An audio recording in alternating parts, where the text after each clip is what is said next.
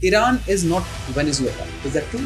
100% true. Iran के अंदर जैसे मैंने अभी आपको बोला वो 9.5 करोड़ मिसाइल बन चुके हैं। आपने उसकी सुप्रीम लीडर को, अगर मैं कहता हूँ खुदा ना खास्ता कि जूनियर खामिनी ये भी मारा जाता है, 35 इंडिपेंडेंट लोग है, मिलिट्री हेड्स है, who can take the decision and who can do anything. जब डोनाल्ड ट्रंप की बात रही हमें लगा कि एटलीस्ट वॉर यूं ही नहीं छेड़ देंगे किसी भी देश के खिलाफ। उनके लोग, उनकी पार्टी के लोग उनके खिलाफ हो चुके हैं। आपको क्या लगता है फ्यूचर में कहाँ दिख रहे हैं आपको डोनाल्ड ट्रंप?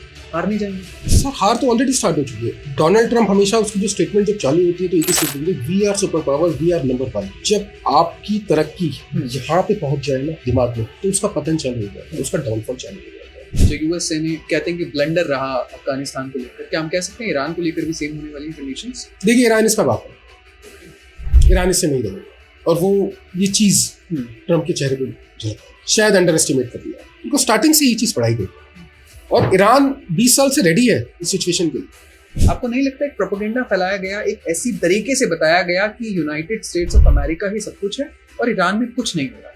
सर ट्रंप अपना कैलिफोर्निया तो देखता नहीं, न्यूयॉर्क देखिए ना जाते। आज स्टेट्स पे आप निकल जाइए, लोग ड्रग्स के अंदर इंजेक्शन लेते हुए सड़कों पे पड़े हुए। आप ईरान जाके देखिए, ईरान में तो ऐसा नहीं है। आप कंपैरिजन कीजिए ना किस ग्राउंड के ऊपर। आपने अगर एजुकेशन दी है तो आप इसको ड्रग्स को खत्म कीजिए ना। जो कंट्री ड्रगिस्ट को नहीं रोक सकती, ड्रग्स को नहीं रोक सकती, वो दूसरे की एजुकेशन की बात करता है, उसको शर्म आनी चाहिए इस चीज का। सड़कें भरी पड़ी है ड्रगिस्ट से। आपको रियल में लगता है इंडियन न्यूट्रल में? मुझे अंदर से ये लगता है कि शायद इंडिया ईरान के साथ। इंडिया ईरान के साथ? ईरान के साथ बहुत बड़ी स्टेटमेंट दे रहे हैं आज। ईरान के साथ अगर इंडिया रहेगा तो लॉन्ग टर्म में मुझे लगता है कि बेनिफिट इंडिया का है। देखिए अमेरिका के साथ जो रहेगा ना, उसका तो अल्टीमेटली पता नहीं होगा। आपको नहीं लग रहा कि हम कहीं ना कहीं वर्ल्ड वॉर 3 की तरफ जा चुके हैं? वर्ल्ड वॉर 3 तो ऑलरेडी स्टार्ट हो चुका है sir. Basically missile attacks America पे नहीं हो रहा, अमेरिका इजराइल का कंधा इस्तेमाल कर रहा है अटैक्स के लिए। आज पूरा वर्ल्ड जब आपकी करतूतों की वजह से सफर करता है, तो मैं उसको सुपर पावर कभी जिंदगी में भूल नहीं सकता।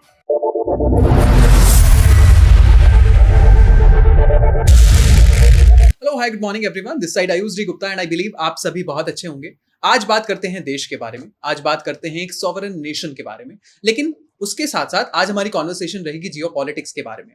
हाल फिलहाल में हम देख रहे हैं कि बहुत सारी इंटरनेशनल वॉर्स छिड़ी हुई हैं। अगर हम बात करें ईरान वर्सेस इजराइल की, या मैं कह सकूं कि Iran versus United States of America की, तो आज बात होगी यूनाइटेड स्टेट्स ऑफ अमेरिका की, बात होगी आज ईरान की, बात होगी जियो पॉलिटिक्स को लेकर, और बात होगी अंत में क्लाइमेट चेंज को लेकर कि इंडिया की क्या पॉलिसीज हैं with respect to the climate change. हम बात करते हैं कार्बन न्यूट्रलिटी की, हम बात करते हैं 2070 तक की इंडिया एक कार्बन न्यूट्रल नेशन बन जाएगा। तो आज ओवरऑल ट्राई करते हैं बात करने की क्लाइमेट चेंज को लेकर, बात करेंगे वॉर्स को लेकर, बात करेंगे डोनाल्ड ट्रंप को लेकर, बात करेंगे इंडिया की न्यूट्रलिटी को लेकर। Today we have a amazing personality here in the studio, जिनसे आज बात जियो पॉलिटिक्स की होगी, बात होगी उनकी पर्सनल लाइफ पर, बात होगी जियो पॉलिटिक्स में क्या क्या अभी चल रहा है, आने वाले टाइम में हम क्या क्या देख सकते हैं। We have mister Ankit Jain here in the studio, जो फाउंडर हैं पेपर एरिजोना के। He is also the honorary trade commissioner for India EU trade council. तो आज बात पूरी की पूरी होगी जियो पॉलिटिक्स के ऊपर। Mister Ankit Jain, thank you so much for coming to our studio and thank you so much for accepting the invitation for this podcast. How are you? Absolutely good sir. क्या मिलने वाला है आज के पॉडकास्ट में? थोड़ा सा तो ज्ञान मिलेगा, आपसे सीखना है और कुछ सिखाना है। एग्जैक्टली। और कुछ जनता को भी बताना है जो कि नई नई चीजें इनको अभी तक पता नहीं है। थोड़ा सा एस्ट्रोलॉजी से दूर लेके जाना है। बहुत हो गया एस्ट्रोलॉजी, बहुत हो गया एस्ट्रोलॉजी। हम एक ही चीज कहते हैं यार, अब तो एस्ट्रोलॉजी छोड़ो, एस्ट्रोलॉजर तो आपके अंदर बैठा है।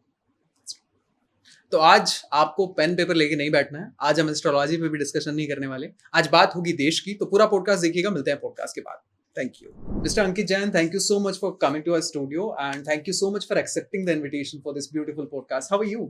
Absolutely good. In fact, it's my honor that we are shooting. Exactly. And in fact, I have done many podcasts where I am usually the host. Okay. तो बहुत अच्छा लगता है कि जब मुझे कोई कवर करता है तो okay. और जिस हिसाब से जियोपॉलिटिकल डिस्टर्बेंसेस चल रही है या जो सिचुएशंस चल रही है, बहुत अच्छा लगता है कि भाई कुछ ना कुछ इसके बारे में टिप्पणी हो या कुछ डिस्कशंस किया जाए। एग्जैक्टली। अंकित सर, स्टार्टिंग में रशिया यूक्रेन हुआ, उसके बाद फिर इजराइल और फिलिस्तीन का वॉर हुई, उसके बाद अब ईरान की बात करें, इजराइल की बात करें, यूएसए भी आ चुका है। आपको नहीं लग रहा कि हम कहीं ना कहीं वर्ल्ड वॉर 3 की तरफ जा चुके हैं? वर्ल्ड वॉर 3 तो ऑलरेडी स्टार्ट हो चुका है सर। ओके। क्या किया है आज अमेरिका ने? सुपर पावर है और कितनी कितनी पावर चाहिए उसको। भाई आप क्या एक्सपेक्ट करते हैं? आपने पहले Iraq, That's true, yes. Venezuela, अब आप Iran basically missile attacks America पे नहीं हो रहा, अमेरिका इजराइल का कंधा इस्तेमाल कर रहा है अटैक्स के लिए। प्रॉब्लम कहां हो रही है? फेस कौन कर रहा है उस प्रॉब्लम को? फेस कर रहे हैं civilians, civilians of Iran, Israel. Face कौन कर रहा है? फेस कर रहा है बाकी देश, gulf countries, including the people of United States as well. आज पूरा वर्ल्ड जब आपकी करतूतों की वजह से सफर करता है तो मैं उसको सुपर पावर कभी जिंदगी में बोल ही नहीं सकता। सुपर पावर वो होता है कि किसी को परेशानी ना आने दे। अरे भाई, ईरान अपने घर में बैठा हुआ है, उसका सुप्रीम लीडर अपने घर में बैठा हुआ है, आपको क्या जरूरत है उसको जाके मारने की? आपके पास न्यूक्लियर पावर है तो आप कौन होते हैं ये बोलने वाले कि वो नहीं रखेगा न्यूक्लियर पावर? आप उसके फादर हैं, आप उसके ग्रैंडफादर हैं। ईरान में जो भी कुछ हुआ, who is America to dictate? और मैं तो बल्कि लोगों को एक चीज कहता हूं, इसके रिपरकशंस बहुत घातक होने वाले हैं। जो आज 9.5 करोड़ की जो पॉपुलेशन है ना ईरान में, वो 9.5 करोड़ की पॉपुलेशन नहीं है, वो 9.5 करोड़ मिसाइल बना दी अमेरिका ने। Exactly, yes.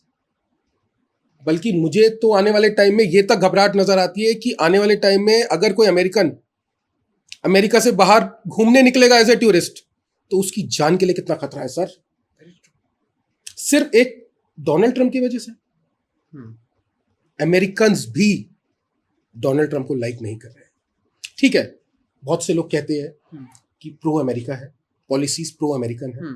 अब ऐसी पॉलिसीज आप ग्लोबली नहीं चलती, ऐसी पॉलिसीज आपको वर्ल्ड को साथ लेके चलना पड़ेगा। अंकित सर, रिसेंटली प्रेसिडेंट ट्रंप ने ये कहा कि मुझे सभी नेटो नेशंस की जरूरत है, सभी लोग आ जाइए, मेरा साथ बटाइए इस चीज में, और प्रो डेमोक्रेसी की बात करने वाले हैं वो। तो आपको नहीं लगता कि यूनाइटेड स्टेट्स ऑफ अमेरिका ने इनिशियली तो सब कुछ कर लिया अपने हिसाब से, अभी नाउ ही इज वांटिंग कि सबके सब आ जाएं, हमारे साथ आ जाएं? लेकिन जब किसी की कमर टूटती है ना तो डॉक्टर के पास जाता है। और जो अमेरिका ने किया है उसकी दवाई नहीं है अभी उसके पास।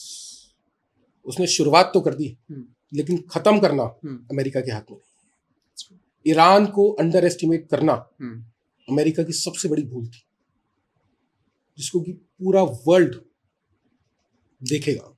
मुझे तो शायद आपसे ये कहने में परेशानी नहीं हो ऑडियंस को अपनी या आप लोगों को कि मुझे तो अमेरिका बैकफुट पे नजर आता है। जी। जिस हिसाब से ये अभी हाल फिलहाल में अटैक्स बिल्कुल एस्केलेट हो चुके हैं मिडिल ईस्ट में या अमेरिकन बेसिस के ऊपर, मुझे नहीं लगता कि ये वॉर 2-3 महीने से कम में रुकेगी। शायद हो सकता है कि 6 महीने भी चली जाए। देखिए, ईरान के पास ऑलरेडी अभी 2 साल का असला बारूद है। 2 साल। इसीलिए शायद अमेरिका ने ईरान को अंडर एस्टिमेट किया। अब मिलिट्री पावर की अगर हम बात कर लेते हैं, मैं आपके लिए कुछ एक डेटा लेकर आया हूँ जी। तो ऑडियंस को भी आज तक ये नहीं पता कि भाई बात करते हैं कि अमेरिका की मिलिट्री बहुत स्ट्रांग है, ईरान की मिलिट्री बहुत स्ट्रांग है, हम मोसाद की बात करते हैं, इजराइल की मिलिट्री। तो डिफेंस बजट अगर हम अमेरिका की बात करते हैं $900 बिलियन, अच्छा खासा बजट होता है। exactly, yes. चाइना का 1/3 है, $300 बिलियन। इंडिया का $81 बिलियन। ठीक है, हम लोगों की पॉपुलेशन के हिसाब से फिर भी अभी कम है, लेकिन बढ़ जाएगा। उसमें भी पेंशन वगैरह आ जाती है तो बहुत खराब कंडीशन बताते हैं इंडिया के बजट। इजराइल का सिर्फ $25 बिलियन। Oh my God. अब आप ये देखिए कि $25 बिलियन जिसका डिफेंस का बजट है, उससे ज्यादा तो आपने वहां पे डैमेज कर दिया। That's true, yes. Damage America में नहीं हुआ, डैमेज इजराइल में हुआ है। एक्चुअली जो डैमेज होता है वो आपका इंफ्रास्ट्रक्चर, आपके सिविलियन। अरे लोग ही नहीं रहेंगे तो लड़ाई कौन करेगा? छोटी सी पॉपुलेशन है वहां की। 1.3 मिलियन की मिलिट्री यूएस की। आप कंपैरिजन कर लीजिए इजराइल और ईरान से 170 के इजराइल और 610 के ईरान। तो ईरान और इजराइल, ईरान के पास into 4 times मिलिट्री है इजराइल से। into 4 times। ये तो डेटा बोलता है। न्यूक्लियर वेपन इंडिया के पास, हमारे पास दुर्भाग्यपूर्ण सिर्फ 164 वेपन न्यूक्लियर वेपन। अमेरिका आज जो डिक्टेट करता है ना कि मोदी जी रशिया से ऑयल खरीद लीजिए, वो सिर्फ उसको एक फिगर याद आती है कि मेरे पास न्यूक्लियर पावर 5200 की है। दूसरी तरफ हम बात इंडिया की जब करते हैं 164, ईरान के पास न्यूक्लियर पावर नहीं है। ये सारा एक प्रोपोगेंडा एक रचा जा रहा है, एक कहते हैं ना कि एक वेब फसाना। मीडिया टोटली मैनेज्ड है, वर्ल्ड वाइड मीडिया, कि भाई ईरान न्यूक्लियर पावर बना रहा है या बना चुका, ये किसी को नहीं पता अभी तक। आपकी प्रेडिक्शंस क्या है? आपको लगता है ईरान ने बना लिया न्यूक्लियर पावर? सर अगर बना भी लिया हो तो बहुत अच्छी बात है, बनाना भी चाहिए। ओके, आप सॉवरेन नेशन है, दैट्स वेरी ट्रू। आपकी अथॉरिटी, आपको कौन रोक सकता है? आज इंडिया के पास अगर न्यूक्लियर पावर है तो हमारे अटल बिहारी वाजपेयी जी के time nuclear power Pokhran test हुए थे। तो अगर हम अपने आप को ये सोचे कि अगर आज हम ईरान होते तो क्यों हम लोगों को क्यों नहीं होना चाहिए न्यूक्लियर पावर? बिल्कुल होना चाहिए। अपनी सेफ्टी, अपनी सिक्योरिटी, अपनी सिटीजन्स की डिफेंस के लिए जो पावर आपके पास होनी चाहिए वो जरूर कंट्री को अडॉप्ट करनी चाहिए, चाहे वो न्यूक्लियर पावर हो, चाहे वो बैलिस्टिक मिसाइल हो, चाहे वो सुपरसोनिक मिसाइल हो, चाहे वो हाइपरसोनिक मिसाइल हो, चाहे वो ड्रोन्स हो। अब पूरे एपिसोड में देखिए अमेरिका कैसे फंस चुका है। अमेरिका का एक एक ड्रोन $15 मिलियन, $20 मिलियन, और उसके सस्ती कॉपीज ईरान ने। ईरान जैसे हम लोगों के इंडिया में मैन्युफैक्चरिंग है ना कमोडिटीज की, अलग अलग आइटम्स की, ईरान के अंदर फैक्ट्रीज है मिसाइल बनाने की, वो सस्ते ड्रोन बना देते हैं। 1/90 the cost of the drones which the Americans are making. Israel के पास वो, इजराइल और ईरान के पास वो मैन पावर है और वो टेक्नोलॉजी है कि इस कॉस्ट के ऊपर बना दे। अब दुनिया बात करती है कि आयरन डोम, इजराइल की टेक्नोलॉजी बड़ी फास्ट है, बहुत एडवांस टेक्नोलॉजी। ईरान ने आयरन डोम बना दिया इसको, इजराइल का। तो टेक्नोलॉजी या डिफेंस सिस्टम किसका स्ट्रांग मानेंगे? मिसाइल की टेक्नोलॉजी किसकी स्ट्रांग मानेंगे आप? इजराइल क्या ईरान की? ऑफ कोर्स इस सिचुएशन की बात तो लगता है ईरान की। सर एक ईरान इजराइल पे भारी, पूरे मिडिल ईस्ट पे भारी। ट्रम्प साहब का चेहरा उतरा हुआ है। That's very true. जो एग्रेशन वॉर के शुरू के 5-6 दिन में नजर आता है ना, अब कंधे झुक गए हैं चलने में। अब जब प्रेस कॉन्फ्रेंस में जब आ रहे हैं ना, तो ट्रम्प तो यूं हंसते हुए बात जब करते थे ना, अब मुझे डोनाल्ड ट्रम्प हारता हुआ नजर आता है इसमें पूरे एपिसोड में। एक स्टेटमेंट इंटरनेशनल अफेयर्स में बहुत वायरल हो रही है, Iran is not Venezuela. Is that true? 100% true. Iran के अंदर जैसे मैंने अभी आपको बोला, वो 9.5 करोड़ मिसाइल बन चुके हैं लोग। आपने उसके सुप्रीम लीडर को मार दिया। सुप्रीम लीडर मतलब आप उसको भगवान मानते हैं ईरान।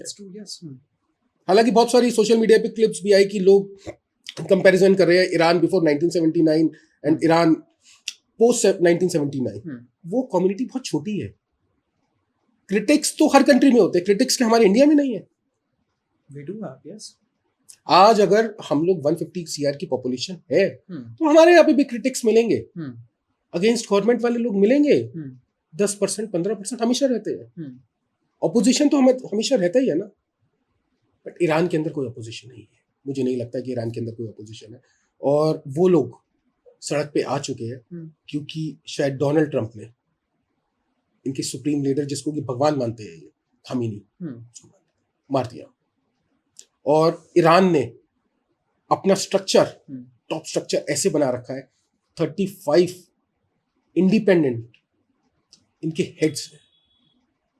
अगर मैं कहता हूँ खुदा ना खास्ता कि जूनियर खामेनी ये भी मारा जाता है, तो 35 इंडिपेंडेंट लोग हैं, मिलिट्री हेड्स है, who can take the decision and who can do anything.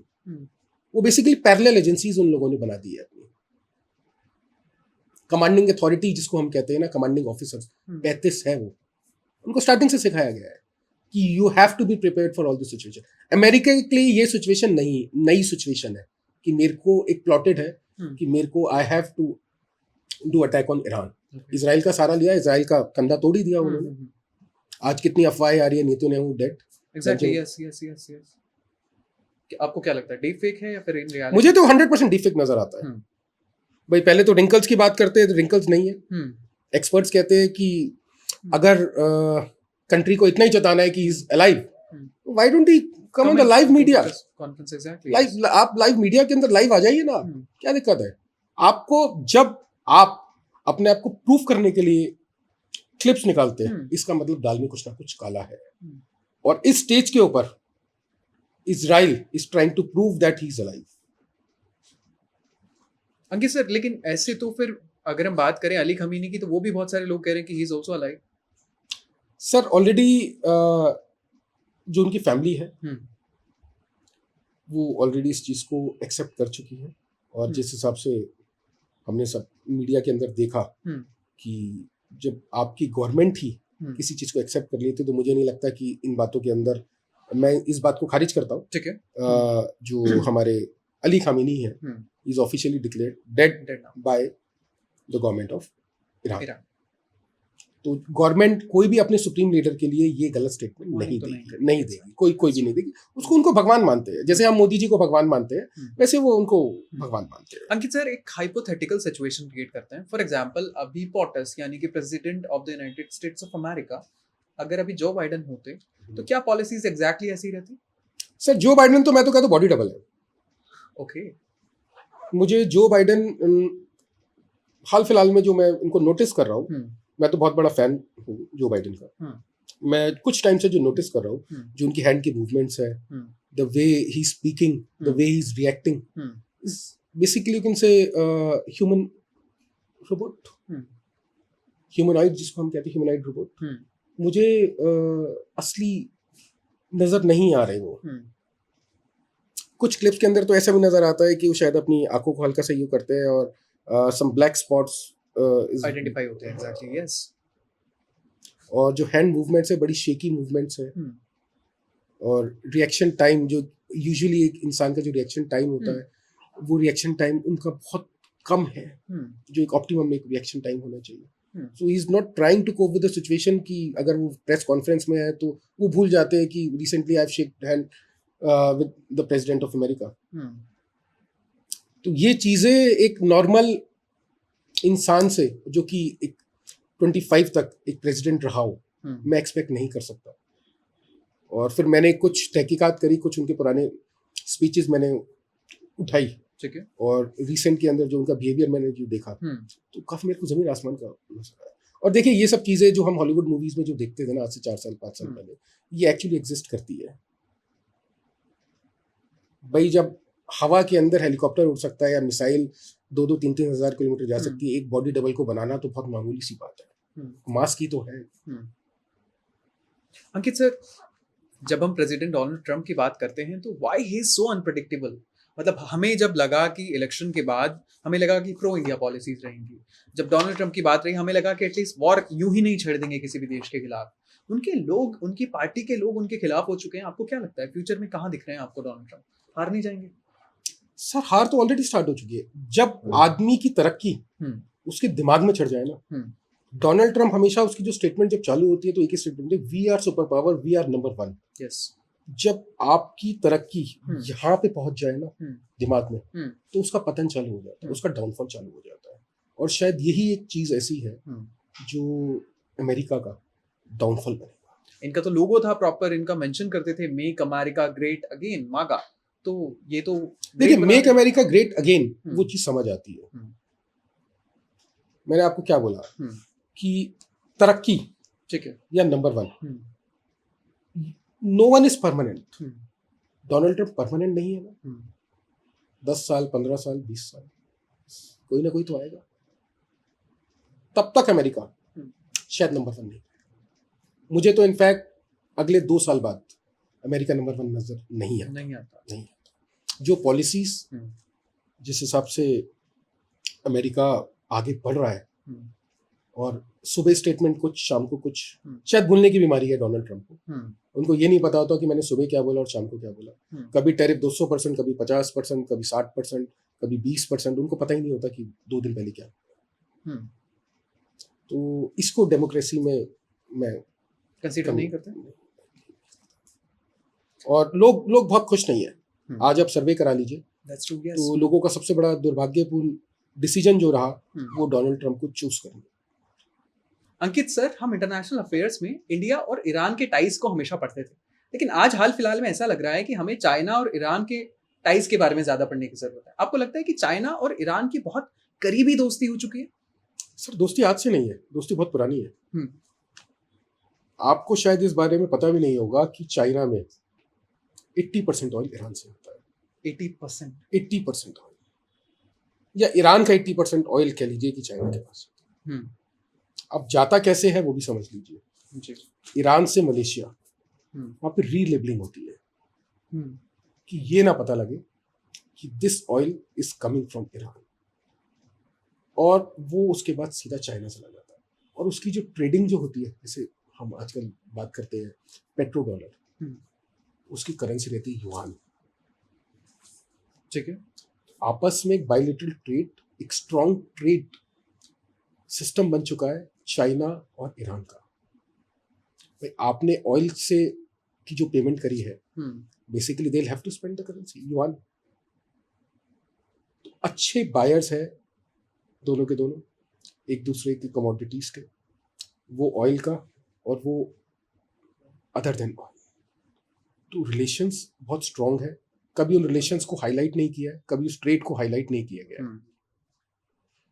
और इसके अंदर जो बैकअप जो चल रहा है, हम जब कहते हैं ना कि 2 साल तक ईरान के पास असला बारूद है जी, तो इसके अंदर बैकअप जो है 100% China is a strong backup of Iran. Ankit sir, ऐसा क्यों है कि स्ट्रेट ऑफ हॉर्मुज चाइना के लिए ओपन है और इंडिया के लिए ओपन नहीं है? Why it's like this? नहीं, ऐसा नहीं है। इंडिया के लिए स्ट्रेट ऑफ हॉर्मुज, भाई आपके पास ऑयल बना है, आपको ऑयल की शिप्स के लिए मनाही नहीं है। आप मंगाइए ना शिप, आपको डिक्लेयर करना है कि this is basically an Indian ship. आप इस एपिसोड से देखिए क्या होगा कि इंडिया चाह के भी कभी ईरान की एंटी नहीं होता है। कितना एक माइंड गेम खेला गया है, कितना एक माइंड गेम है, लॉन्ग टर्म गेम कैसा खेला है। और अब ये तो स्टेट ऑफ हॉर्मुज, तो मैंने आपको बताया कि ये तो सिर्फ एक फेज है, अभी 2 फेजेस और आने बाकी है जो कि इससे भी ज्यादा वास्ट है। स्टेट ऑफ हॉर्मुज की वजह से अमेरिका सबसे रिक्वेस्ट करता फिर रहा है ना, भीख मांगता फिर रहा है, NATO please come, my allies please come, otherwise I will show you. What show you? अरे आपको रहना भी तो चाहिए दिखाने के लिए। That's true, yes. आपका चेहरा दिख रहा है।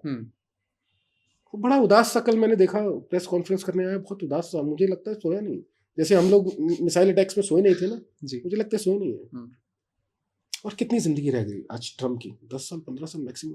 कौन सी दवाई ले लेंगे भाई? इतनी सुपर पावर अगर है 200 साल जियो ना जी, मानता हूं तुम्हारे को सुपर पावर में, भगवान से ऊपर अपने आप को मानने लगे सुपर पावर। 6 महीने की गेम लगे अमेरिका की, 6 महीने की। भाई हु इज अमेरिका? आप इंडिया को डिक्टेट करते हो। मुझे बहुत हल्की स्टेटमेंट लगी थी उस दिन, और मुझे इंडिया पे बहुत गुस्सा आया था कि उसकी रिपरकशन रिटेलिएट हमें करना चाहिए था। यस, आप इंडियन गवर्नमेंट को ये बोलेंगे कि now you can buy oil from Russia. भाई आप सॉवरेन कंट्री को ये चीज बोल रहे हो, सॉवरेन नेशन को एक चीज बोल रहे हो। exactly. आप डिक्टेटर हो चुके हो। ये तो इंडिया को ऐसे बोल रहे हैं जैसे बाप बेटे को बोलता है कि आपको ऐसा करना है। समय तो आएगा। देखिए मोदी जी है ना, उस समय पे रिएक्ट करते हैं, और वो आंखों से जब रिएक्ट कर देंगे ना, ये देखता रह जाएगा, सोचता रह जाएगा। इसके बाद जवाब नहीं होंगे अमेरिका के पास, ये क्या कर दिया। बहुत साइलेंटली इंडिया देखिए, इंडिया सेंसिटिविटी समझ रहा है सिचुएशन, बहुत साइलेंटली वॉच कर रहा है, बहुत साइलेंटली रिएक्ट कर रहा है। इस टाइम इंडिया के मुंह से निकली कोई भी स्टेटमेंट खतरे से खाली नहीं है। और रिलेशन अगर खराब करेंगे इंडिया के, तो वो अल्टीमेटली मीडिया खराब कर सकती है, क्योंकि मीडिया कुछ भी दिखा देती है। अंकित सर, आपको नहीं लगता कि चाइना इसमें बहुत बड़ा गेम प्ले कर सकता है कि यूएसए कंफ्यूज रहे और चाइना कर दे ताइवान पे जाके अटैक? कर दिया सर, परसों की बात है। हाँ, परसों की बात है। चाइनीज मिलिट्री ने ऑलरेडी घेराबंदी कर दी है, और कभी भी चालू हो सकती है चीजें, कभी भी चालू हो जाएगी। आपको लगता है नॉर्थ कोरिया भी कहीं ना कहीं कुछ प्लान कर रहा है बड़ा? डाउटफुल है सर, डाउटफुल है। देखिए जो शेर धाड़ते हैं ना, वो वार नहीं कर सकते, तो ये धाड़ने वाले हल्की फुल्की एस्केलेशंस हुई हैं, लेकिन करिए अभी जापान के ऊपर कुछ, साउथ कोरिया को लेके थोड़ा ठीक है, छोटी मोटी चीजें। देखिए पिक्चर में बने रहने के लिए ना, वो इन्फ्लुएंसर है। तो इन्फ्लुएंसर का काम क्या होता है? वो अपने आप को शो करेगा कि भाई, वो इन्फ्लुएंसर अपने कपड़े दिखाता है, वो अपनी मिसाइल्स दिखाता है, वो अपनी ताकत, वो अपने शूज दिखाता है, वो अपने बॉम्ब्स दिखाता है। आप कौन सा एक तरीका है कि ये नॉर्थ कोरिया का जो हमारे मोटू साहब है, हम्म, वो ये दिखा रहे हैं कि मोटू साहब हाँ ठीक है भाई, जीन्स तो पहनना देखिए वहाँ पे अलाउड नहीं है, Allowed आप और हम नहीं है, जैसे तो जा ही नहीं सकते। Impossible to go, yes. तो एक्सट्रीम कम्युनिस्ट कह लो आप, extreme extreme extreme to extreme. Internet surfing वहाँ पे अलाउड नहीं है, जीन्स पहन नहीं सकते, कटिंग भी बालों की आपको पर्टिकुलरली किसी शख्स को मीडिया में बड़ा फेमस चल रही है रील, किसी शख्स को नींद आ गई तो वो अपने सेक्रेटरी से कह रहा है कि इसको मगरमच्छ के पास डाल दो।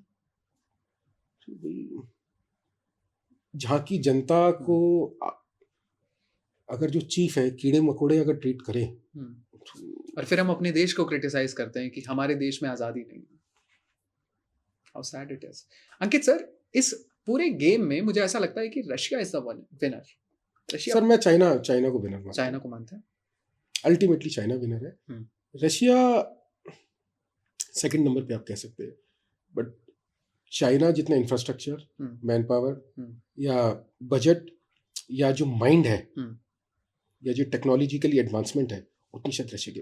अगर रशिया इतना बड़ा विनर होता ना, तो यूक्रेन बेचारा इतना छोटा सा, आज देखिए ना 4 साल हो गए और अभी तक फाइट बैक कर रहे। वो कहते हैं ना, एक चींटी और एक हाथी, एक चींटी ने एक हाथी के नाक में अगर दम कर दिया, तो कहाँ हम कंपैरिजन करेंगे चाइना, इंडिया और रशिया की। Exactly, yes. तो मुझे नहीं लगता कि रशिया कहीं आसपास भी हो if you compare Russia and China. China तो मैं आज भी नंबर 1 मानता हूँ। देखिए हाइप आउट क्रिएट कर रखा है अमेरिका ने, तो वी आर नंबर 1। जब आप, वो सीधी सी बात है, जब आप सीधा सोचने लग जाए ना वी आर नंबर 1, वो कहता है भाई सर पे चढ़ चुकी है। तो अंकित सर ऐसे कहते हैं कि 21st century is the century of Asians. Asians की सेंचुरी है। इस एशियंस की सेंचुरी में हमें पता है कि चाइना तो आगे आएगा, लेकिन ये जो विश्व गुरु को टैग दिया गया है भारत के बारे में, हम कहाँ रहेंगे इसमें?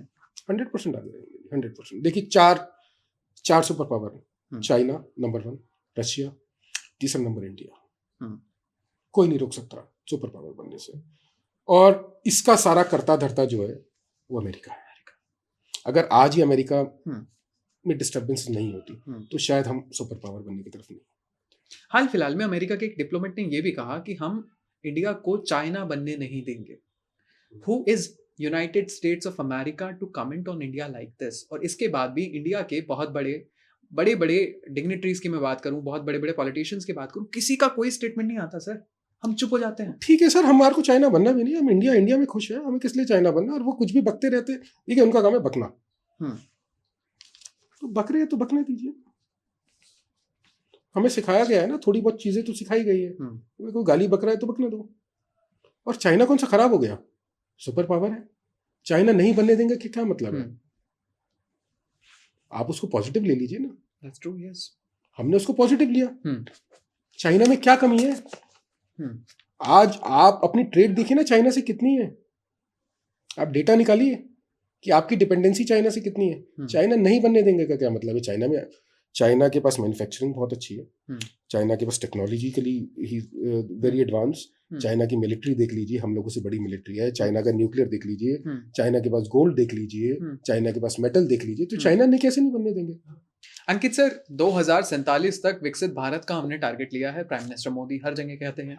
आपको लगता है 2047 तक भारत विकसित भारत हो जाएगा? मुझे तो लगता है 2 साल वॉर खिंचवा दीजिए, 2047 की जगह तो मुझे लगता है कि 2030 तक तो विकसित भारत बन जाएगा।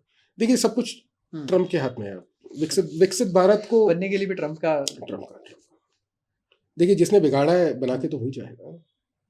तो विकसित भारत का हम लोगों ने तो आदत रही है हम लोग कि हम अपनी डेडलाइंस को थोड़ा सा बढ़ा के बताते हैं, और बढ़ा के उससे बिफोर डेडलाइन कंप्लीशन की आदत रही है। तो इसलिए 2047 बना दिया। तो हो सकता है 2030 2035 तक ही बन जाए। सारी चीजें डिपेंड करेगी अमेरिका की पॉलिसीज। बट उसका क्राइटेरिया क्या होगा? उसका क्राइटेरिया जीडीपी होगा, इस देश की हैप्पीनेस होगी? सर हैप्पीनेस तो पहले चाहिए, जीडीपी तो बहुत सेकेंडरी में मानता हूँ। That's true. भाई पहले आपकी पॉपुलेशन हैप्पी वर्कफोर्स को प्रोडक्टिव वर्कफोर्स बोला जाता है, या happy workers are productive workers बोला जाता है। तो प्रोडक्टिव वर्कर्स को हैप्पी वर्कर्स मैं नहीं मानता। वो अमेरिका की पॉलिसी है।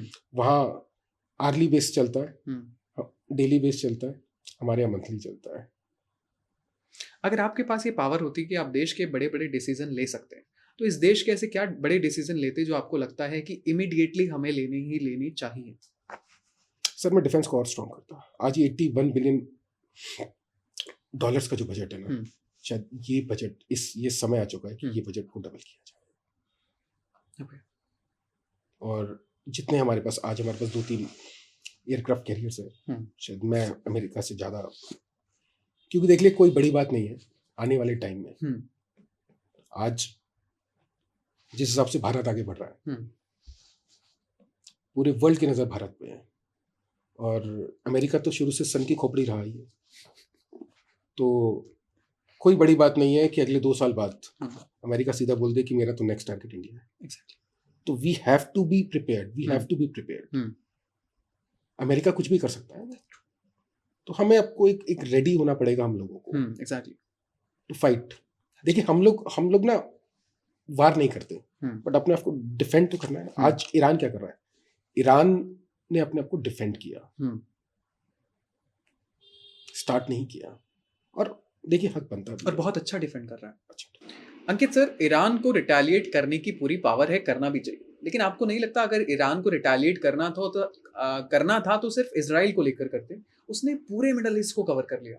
क्या रीजन था, क्या स्ट्रैटेजी थी? देखिए मिडिल ईस्ट को ईरान डिस्ट्रॉय नहीं करना चाहता। मुस्लिम कम्युनिटी है, हमेशा साथ दिया ईरान का, एंटी नहीं है। साथ देना मतलब एंटी नहीं है। यूएस ने अपने बेसिस बनाए, ठीक है, कतर, कुवैत, सऊदी, यूएई, अभी यूएस की बेसिस है, और वो बेसिस भी बहुत वास्ट बेस बने हुए हैं यूएस के।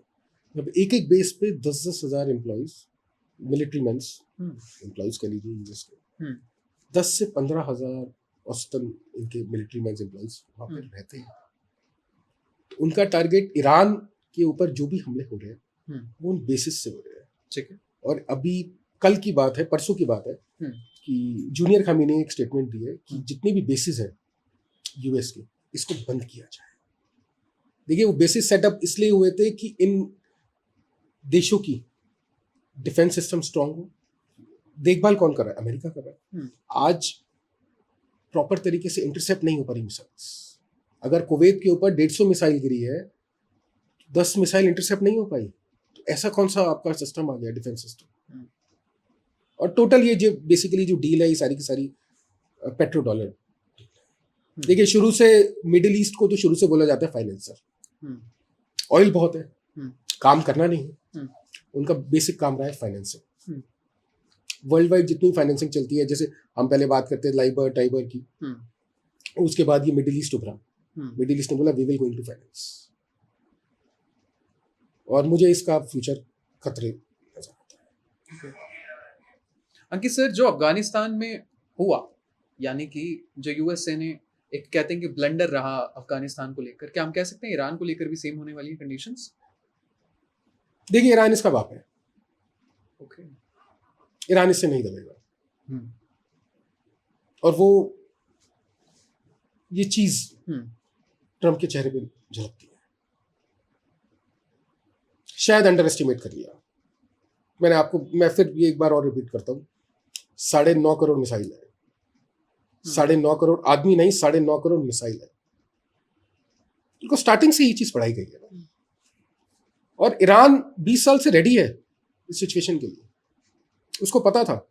आज अब देखिए एक वीडियो जारी होती है, वो अपनी मिसाइल का पूरा जखीरा दिखाता है। That's true, yes. We've seen the video recently. Underground पूरा शहर बसा दिया मिसाइल्स का। एक दिन के अंदर 300 से 400 मिसाइलें बनती है ईरान के अंदर। इनके पास इतनी इंटरसेप्शन है, इतने डोम्स नहीं है जो उसको इंटरसेप्ट कर सके। अपर हैंड किसका हुआ? अपर हैंड ईरान का हुआ। अगले 2 साल तक ईरान को कमी नहीं है। अगर कॉन्टिन्यूसली लड़ाई चले 2 साल तक ईरान हारेगा। यूएसए एक ईरान को लेकर प्रोपेगेंडा फैलाता था। वो कहता था कि यहाँ पे लड़कियों को एजुकेशन नहीं दी जाती। जब हम बात करें एक स्कूल पे, if I am not wrong, एक मिसाइल का अटैक हुआ तो उसमें बहुत सारी बच्चियां शहीद हुई। बात सिर्फ इतनी है कि अगर यूएसए को लगता है कि एजुकेशन नहीं होती, वहां तो एजुकेशन हो रही थी। आपको नहीं लगता एक प्रोपेगेंडा फैलाया गया, एक ऐसी तरीके से बताया गया कि यूनाइटेड स्टेट्स ऑफ अमेरिका ही सब कुछ है और ईरान में कुछ नहीं हो रहा है? सर ट्रम्प अपना कैलिफोर्निया तो देखता नहीं, न्यूयॉर्क देखिए ना जाके। आज स्ट्रीट्स पे आप निकल जाइए, लोग ड्रग्स के अंदर इंजेक्शन लेते हुए सड़कों पे पड़े हुए हैं। आप ईरान जाके देखिए, ईरान में तो ऐसा नहीं है। ईरान में पिछले 2 दशक में लेडीज को जो एजुकेशन जो मिली है, कॉन्वेंट स्कूल्स खुल गए हैं, शायद अमेरिका से ज्यादा पढ़ ली, अमेरिका से ज्यादा पढ़ लिए होंगे। आज अमेरिका की तरह ईरान के अंदर कोई ड्रग्स लेके सड़कों पे नहीं पड़ा रहता। आपको पता है अमेरिका का ड्रग कल्चर? आप कंपैरिजन कीजिए ना, किस ग्राउंड के ऊपर आपने अगर एजुकेशन दी है तो आप इसको ड्रग्स को खत्म कीजिए ना। आपने अभी हाल फिलहाल एक मैक्सिको को सबसे बड़ा ड्रग डीलर पकड़ लिया अमेरिका ने। जो कंट्री ड्रगिस्ट को नहीं रोक सकती, ड्रग्स को नहीं रोक सकती, वो दूसरे की एजुकेशन की बात करता है। उसको शर्म आनी चाहिए इस चीज का। हम लोगों को शर्म आती थी न्यूयॉर्क में चलते हुए, हम लोगों को शर्म आती थी कैलिफोर्निया में चलते हुए, कि सारे के सारे सड़कें भरी पड़ी है ड्रगिस्ट से, लोगों को पता ही नहीं। ज़ॉम्बीज होती है ना, ज़ॉम्बीज जो मूवीज में देखते हैं, जीते जागते ज़ॉम्बीज है। लोग जाए ना अमेरिका, देखकर आए, और लोग जाए ईरान। मेरा भी ये मानना था शायद ईरान गलत है, लेकिन जब मेरा इन कंट्रीज में जाना आना चालू हुआ, जब मैंने लोग देखे, तो मुझे लगा कि शायद मैं गलत हूँ। और यही एक चीज थी जो कि मीडिया गलत तरीके से कन्वे करती है। देखिए, मीडिया आपको वो दिखाती है जो उसको दिखाना है, या जो उसको बताया जा रहा है कि आप ये चीज दिखाइए। हमें बचपन से सिखाया जाता ना, इंडिया और पाकिस्तान ये कट्टर दुश्मन है। अब इंडिया से बाहर चले जाइए, गाड़ी पाकिस्तानी चला रहा है, इंडियन पीछे बैठा है। अगर इतने कट्टर दुश्मन है तो गाड़ी डाले ना खाई के अंदर। आप यूएई चले जाइए, एक ही फ्लैट के अंदर बांग्लादेशी भी रह रहा है, पाकिस्तानी भी रह रहा है, इंडियन भी रह रहा है, आपस में मिलजुल के रह रहे हैं। तो ये प्रोपोगेंडा है सारा का सारा। अंकित सर, ये जो इजराइल वर्सेस ईरान अभी चल रहा है, अगर हम इसकी बात करें तो इंडियन मीडिया इस तरीके से कहीं ना कहीं दिखाता है कि वी आर प्रो इजराइल। आपको क्या लगता है, इंडियन गवर्नमेंट का क्या ओपिनियन है इस चीज पर लेकर, और आपका पर्सनल इस पर क्या ओपिनियन है? सर, मीडिया की बेवकूफी है अगर ये दिखा रहा है तो। अगर इंडिया प्रो इजराइल होता तो शायद स्टेट ऑफ हॉर्मुज से हम लोगों की 2 शिप आती ना। देखिए, इंडिया बहुत क्लियर है, I have nothing to do with this war, I will not participate in this war. India wait and watch कर रहा है, क्योंकि इंडिया इसमें कुछ कर नहीं सकता। देखिए, अमेरिका अगेंस्ट जा नहीं सकता, अमेरिका के अगेंस्ट, इजराइल के अगेंस्ट जा नहीं सकता। अभी रिसेंटली मोदी जी जाके आए और रिलेशंस अच्छे हैं। और ईरान के अगेंस्ट जाएंगे, अरे भाई, आपका 60-70% ऑयल स्टेट ऑफ हॉर्मुज से आता है। तो आप तो बीच में अटक गए हैं। आपकी एक स्टेटमेंट आपके रिलेशन खराब कर सकती है, और ये बहुत सेंसिटिव टाइम है। तो मुझे लगता है कि जो गवर्नमेंट कर रही है बहुत सूझबूझ से कर रही है, और ऐसी सिचुएशन को इसी तरीके से टैकल किया जाना चाहिए।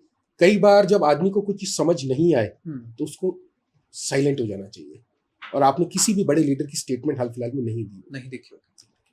ये लोग सबसे बात कर रहे हैं, ये लोग इजराइल से भी बात कर रहे हैं, ये लोग अरागची जो अपना ये फॉरेन मिनिस्टर है ईरान, सबसे बात कर रहे हैं।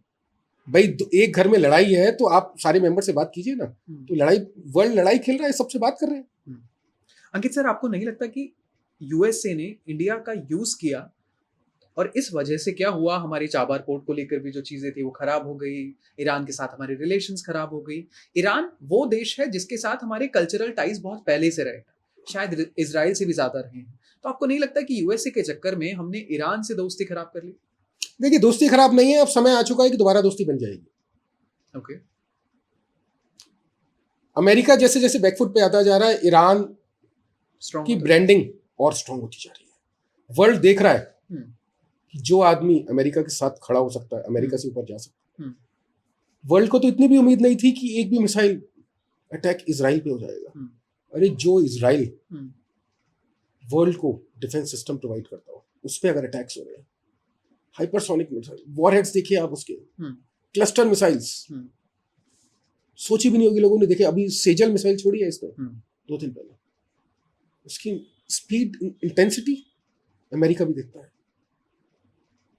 तो देखिए, यूएस की तो हमेशा एक ही पॉलिसी रही है, डिवाइड, रूल एंड फाइट। मैं पावरफुल हूं, हमेशा जताता है। हर स्टेटमेंट ट्रम्प की बहुत इगोइस्टिक स्टेटमेंट होती है।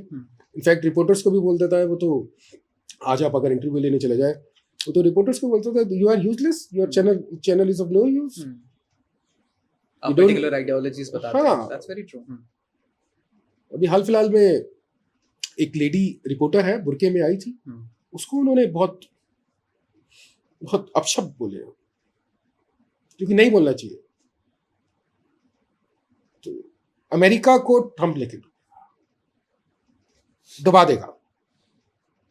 ग्रेट अगेन की जो बात कर रहे थे वो वर्स्ट अगेन की बात हो सकती है शायद। वर्स्ट अगेन तो हो चुका है अमेरिका। आपको इस चीज का अधिकार नहीं है कि आप दूसरी कंट्री में किसी के सुप्रीम लीडर को मारें। आप सुपर पावर होंगे, अपने घर पे रहिए। इंडिया ने अली खमीनी की डेथ के बाद या कहें कि असैसिनेशन के बाद एक हफ्ता क्यों लगा दिया राष्ट्रीय शोक बताने के लिए? शायद थोड़ा पहले कर देना 5 दिन लग गए। वेट एंड वॉच का सिनेरियो था कि सिचुएशन को रिएक्ट कैसे करना। तो जब देखा कि भाई ये मैटर ये इजीली दबने वाला नहीं है, तो उन्होंने एक सीधी सी एक पॉलिसी बना ली, हम लोग सबके साथ हैं, हम किसी के अगेंस्ट नहीं। आज इंडिया ना अमेरिका के अगेंस्ट है, ना ईरान के अगेंस्ट है, ना इसराइल के अगेंस्ट है, सबसे बात करता है। इंडिया न्यूट्रल है। आपको रियल में लगता है इंडिया न्यूट्रल है? मुझे अंदर से ये लगता है कि शायद इंडिया ईरान के साथ है। इंडिया ईरान के साथ? ईरान के साथ। बहुत बड़ी स्टेटमेंट दे रहे हैं आप। और ईरान के साथ अगर इंडिया रहेगा तो लॉन्ग टर्म में मुझे लगता है कि बेनिफिट इंडिया का ही होगा। देखिए, अमेरिका के साथ जो रहेगा ना, उसका तो अल्टीमेटली पता नहीं होगा। कैसे कह सकते हैं ईरान का साथ देना मतलब इजराइल के खिलाफ हो जाना? देखिए, मुझे जैसे अभी र्यूमर्स जो आ रही है नेतन्याहू डेड, मुझे तो आने वाले टाइम के अंदर ये भी लगता है कि ईरान और इजराइल शायद हो सकता है अगले साल साथ ही एलाइज हो जाए। देखिए, वॉर जब चीज आपको समझ आ जाती है ना कि आपके कंधे पे बंदूक रख के चलाई गई है, तो एक सिनेरियो, एक सिचुएशन या एक समय ऐसा आ जाता है कि आपके पास कॉम्प्रोमाइज या नेगोशिएशन के अलावा दूसरी कोई ऑप्शन, और अल्टीमेटली ईरान और इजराइल की इनकी नेगोशिएशंस होगी। अमेरिका तो ईगो में रहता ही है, आपको पता ही है, उसका कुछ हो नहीं सकता। और आने वाली उभरती जो सुपर पावर मेरे को नजर जो आती है, चाइना, रशिया, इंडिया। अंकित सर, एक 1984 बुक थी जॉर्ज ऑरवेल की, उसमें बताते हैं एक स्टेटमेंट कि big brother is watching you. वो big brother United States of America है, कह सकते हैं? अभी फिलहाल तो स्मॉल ब्रदर ये पपेट नजर आता है मेरे को। मेरे को तो कई बार, अभी मैं ऑडियंस के लिए भाई, हो सकता है कि मेरे को क्रिटिसाइज भी हो, मैं परसों मैकडोनल्ड के सामने से नजर जा रहा था तो मेरे को पता नहीं एकदम से क्या हुआ, एकदम से ब्लाइंडनेस सी एकदम से हो गई आइज के सामने। मेरे को वो जो बाहर मुझे ऐसा लगा कि डोनाल्ड ट्रंप खड़ा हुआ है वो। अब इसके ऊपर मुझे हो सकता है कि बड़ा, मैंने घर वालों को भी आके बताया मैंने कहा आज मैंने मैकडोनल्ड्स के बाहर डोनाल्ड ट्रंप को देखा। अरे यू आर मैड। अरे यार, आपकी वजह से कितने टूरिस्ट सफर कर रहा है। That's true, yes. आपकी वजह से एक सिविलियन, एक लोकल, एक टूरिस्ट को क्या मतलब है आप लोगों से? ईरान में लोग परेशान है या नहीं है, आप तो चौधरी है ना, तो आप संभालिए। अब आपको क्रिटिसिज्म भी फेस करना ही पड़ेगा। मैं अगर मिडिल ईस्ट में फंसा तो मेरे को डोनाल्ड ट्रंप आके निकाल के नहीं गया, मेरी गवर्नमेंट ने ही बाहर निकाला है। तो मेरे लिए डोनाल्ड ट्रंप कुछ भी नहीं है। और आज जितनी क्राइसिस हो रही है, आज अब रेस्टोरेंट बिजनेस आप देखते हैं, ये कमर्शियल गैस नहीं है, जो भी शॉर्टेज हो रही है टेम्परेरी है ये। हालांकि हमें पता है कि भाई मोदी जी के राज के अंदर कोई भी चीज शॉर्ट नहीं हो सकती। आज कोविड जैसी आपदा को हम लोगों ने बहुत सूझबूझ के, बहुत तरीके से हैंडल किया है। तो ये तो बहुत छोटी सी चीज है, तो मोदी जी चुटकियों के अंदर ठीक कर देंगे। अगर हम एलपीजी क्राइसिस की बात करें तो इंडिया में, यू वोंट बिलीव, आजकल सिलेंडर्स 5000 रुपीज तक भी ब्लैक मार्केट में मिल रहा है। इंडिया को कहते हैं कि हम आपदा में अवसर ढूंढ लेते हैं, लेकिन ये तो गलत है ना। ब्लैक मार्केटिंग करके अगर किसी चीज का प्राइस कम अमाउंट का है, आपने उसका इतना अमाउंट बना दिया, इस देश में डर का माहौल फैल जाएगा। सर, यही चीज ऐसी है जो कि हम लोगों को किताबों में नहीं सिखाई जाती। जो कहते हैं ना आपदा में अवसर। पुलवामा में अटैक हुआ, कश्मीर में अटैक हुआ, एयरलाइंस के प्राइजेस जो 10,000 की जो टिकट्स थी वो 80-80 हज़ार, 1-1 लाख। तो हम लोगों को ना इस सिचुएशन के अंदर टैकल करना या ओवरकम करना नहीं सिखाया जाता। हम लोगों को हमेशा, हिंदुस्तानियों को हमेशा बिजनेस सिखाया जाता है। मिडिल ईस्ट के लोगों को ह्यूमैनिटी सिखाई जाती है, एथिक्स सिखाई जाती है। क्या कह सकते हैं कि पूरे मिडिल ईस्ट ने एक साथ मिलके इसको रिएक्ट किया इस वॉर को, और सब साथ में मिलके बात कर रहे हैं? बिल्कुल साथ में मिलकर बात। देखिए, सिविलियन अटैक नहीं हुए मिडिल ईस्ट के अंदर, सिविलियन बिल्डिंग्स पे अटैक्स नहीं हुए। जो भी आप देख रहे हैं, जो छोटे मोटे जो अटैक्स हैं, वो मिसाइल इंटरसेप्शन के दौरान। भाई मिसाइल यूएस बेस की तरफ जा रही है, इंटरसेप्ट होगी। इंटरसेप्ट कौन करता है? इंटरसेप्ट तो इनके डिफेंस सिस्टम, जो यूएस के जो डिफेंस सिस्टम यहाँ पे मिडिल ईस्ट में लगे हुए हैं, वो इंटरसेप्ट करते हैं मिसाइल। तो मिसाइल नीचे डेब्रिस अगर गिरता है, वो किसी बिल्डिंग पे गिर गया तो डैमेज हो गया। मेजर जो प्रॉब्लम जो आ चुकी है, मैं आपको बताता हूँ। 3rd of March मैं कतर में, रिफ्ट ऑफशोर से लोग रिफ्ट के अंदर जो लोग बेसिकली जो वहां पे जो काम करते हैं ऑफशोर पे, उन लोगों को वहां से बुला के होटल के अंदर एकोमोडेट किया गया। तो ये जो एक्सट्रैक्शन यूनिट्स जो होती है, बड़ी बड़ी शिप्स जो होती है, इनको एक बार रीस्टार्ट करने का, ये इनफैक्ट कोविड के दौरान भी बंद नहीं हुई थी, इनको एक बार रीस्टार्ट करने का जो एक्सपेंस आता है, that is more than 100 crores। भाई सब कुछ करता धरता तो इनकी एक ही है, mister Trump, Donald Trump. India में अभी एलपीजी को लेकर क्राइसिस चल रहा है। आपको लगता है कि आने वाले टाइम में, और इन्फ्लेशन की बात करूं या पीएनजी की बात करूं या बाकी फॉर दैट मैटर ऑयल की भी बात करूं, तो कंडीशन खराब होने वाली है? हो सकती है सर, हो सकती है। इनको इंडियंस को एक चीज सोच लेनी चाहिए कि भाई आप जितना ट्रेडिशनल मेथड पे आप चले जाएंगे खाना बनाने के, पहले हम लोगों के हांडी में खाना बनता था, आप तीन बार की जगह एक बार आप खाना बना के रखिए। और अब तो वैसे भी वर्ल्ड वाइड इंडक्शन आ गए, हमारे इंडिया के अंदर भरपूर इलेक्ट्रिसिटी है, यूज कीजिए इलेक्ट्रिसिटी का, इंडक्शन यूज कीजिए आप। भाई गैसेस जो है इलेक्ट्रिसिटी से भी चलती है, आप यूके जाइए तो ऑल इलेक्ट्रिक गैसेस। तो अपने आप को कहीं ना कहीं अपग्रेड करने का, या अपनी टेक्नोलॉजी को अपग्रेड करने का, या अपनी जनता को कुछ एडिशनल सिखाने का। आपदा में अफसर तो हम लोग बिजनेसमैन ढूंढ ही लेते हैं, लेकिन आपदा में अपने आप को अपग्रेडेशन, मैं आपदा में अपग्रेडेशन बोलता हूँ, वो ये हम लोगों को मौका सिखा देता है।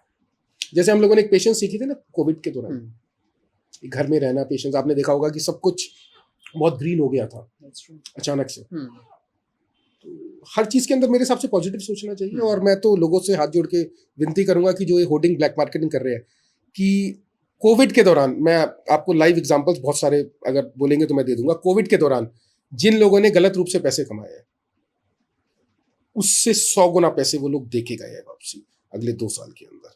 तो आप किसी की मजबूरी के अंदर पैसे ना कमाइए, वो पैसा कभी भी जिंदगी में आपको फबेगा नहीं। अंकित सर, मिडिल ईस्ट की अथॉरिटीज की बहुत तारीफ हुई इस चीज में कि उन्होंने जब भी लड़ाई चली तो उस टाइम पे बहुत अच्छे तरीके से लोगों को समझाया भी, लोग भी समझदार थे। अगर सिचुएशन इन फ्यूचर इंडिया में ऐसी आन पड़ी, तो आपको लगता है कि इंडिया की जो सिविक सेंस है, इंडिया के जो लोग हैं, वो इतने समझदार हैं कि इससे मैनेज कर लेंगे? नहीं कर सकते सर। देखिए, गवर्नमेंट सिचुएशन को हैंडल कर सकती है, बट यहाँ के लोग ना बहुत जल्दी एक तो पैनिक हो जाते हैं। दूसरी, जैसे सिविक सेंस यहाँ पे हम लोगों को बचपन से सिखाई नहीं जाती। उन लोगों को नर्सरी से सिखाई जाती है एनवायरनमेंट क्या है, आपको क्लीनिनेस के बारे में, और इन सिचुएशंस की ना प्रैक्टिकल ट्रेनिंग दी जाती है, जो कि हम लोगों के यहाँ मिसिंग है। हम लोगों को मात्र एक किताबी कीड़ा बना के छोड़ दिया जाता है कि आपके 90% या 95% मार्क्स आए, that means you are intelligent. हम लोगों को ये नहीं बताया जाता कि आप एक रिस्पॉन्सिबल सिटीजन भी बनना है आपको, या आपको एक एथिकल सिटीजन भी बनना है। आज BMW के लोग या मर्सिडीज के लोग गेट खोलते हैं और नीचे सामान फेंक देते हैं, तो क्या उनके पास एजुकेशन की कमी है? हाई क्लास एजुकेशन ले रखे हैं उन लोगों के माँ बाप उनको बिल्कुल टॉप मोस्ट स्कूल्स के अंदर, लेकिन रात के टाइम काठी कबाब खाया और नीचे प्लेट फेंक गए। ये है सिविक सेंस यहाँ पे लोगों की। और एग्रेशन 7वें आसमान पे। तो जब एग्रेशन, सिविक सेंस आप लोगों की जीरो हो जाती है, तो गवर्नमेंट इसके अंदर कुछ नहीं कर सकती। गवर्नमेंट तो जगह जगह डस्टबिन लगा देगी, लेकिन लोग आते हैं उस डस्टबिन को उखाड़ के ले जाते हैं। तो सबसे पहले हमारे को अपने आप को एक रिस्पॉन्सिबल सिटीजन बनाना चाहिए, एथिकल सिटीजन बनाना चाहिए, और एनवायरनमेंट से प्यार करने वाला सिटीजन बनाना चाहिए। जितना आप एनवायरनमेंट से प्यार करेंगे, उतना ही एनवायरनमेंट आपको प्यार करेगा। अंकित सर, हाल फिलहाल में जब इंडिया वर्सेस पाकिस्तान हुआ, तो उसमें ऑपरेशन सिंदूर हुआ। पूरी दुनिया ने देखा कि इंडिया क्या कर सकता है, लेकिन उस टाइम पे इंडियन मीडिया का बहुत क्रिटिसिज्म आया। मैं सिर्फ आपसे सवाल ये जानना चाहता हूँ कि अगर इन फ्यूचर कोई वॉर सिनेरियो अगर इंडिया का किसी देश के साथ बनता है, तो इंडियन मीडिया को किस तरीके से चीजें दिखानी चाहिए? वॉर स्टार्ट कराने वाली ही मीडिया रहेगी सर। हम्म, यहाँ मीडिया को इतनी पावर, इतनी अथॉरिटी दे दी गई है हम्म, कि वो ओवरनाइट किसी भी आदमी को टॉप पे चढ़ा देती है और किसी को भी नीचे गिरा देती है। हम्म, इसलिए शायद बाहर के देश इसको गोदी मीडिया भी बोलते हैं। उनको पता ही नहीं होता कि हम लोगों को क्या बोलना है, क्या करना है। हम्म, आपको मीडिया की अथॉरिटी हम्म, डिफाइन करनी चाहिए। मीडिया कुछ चीजें ऐसी ऐसी दिखा देती है जो कि मीडिया को नहीं दिखाना चाहिए। हम्म, और मैं तो एक चीज और बोलता हूँ, इंडियन गवर्नमेंट से बड़ी हाथ जोड़ के गुजारिश है कि इन कंट्रीज की security wall, IT security wall बहुत स्ट्रांग है। हम्म, हम लोग चाइना को बड़े क्रिटिसाइज करते हैं। मैं लोगों से एक ही विनती कहता हूँ कि जो भी क्रिटिसाइज करते हैं चाइना को, एक बार आप चाइना में जाइए, चाइना का वेस्ट मैनेजमेंट सिस्टम देखिए, चाइना की आप आईटी सिक्योरिटी वॉल देखिए।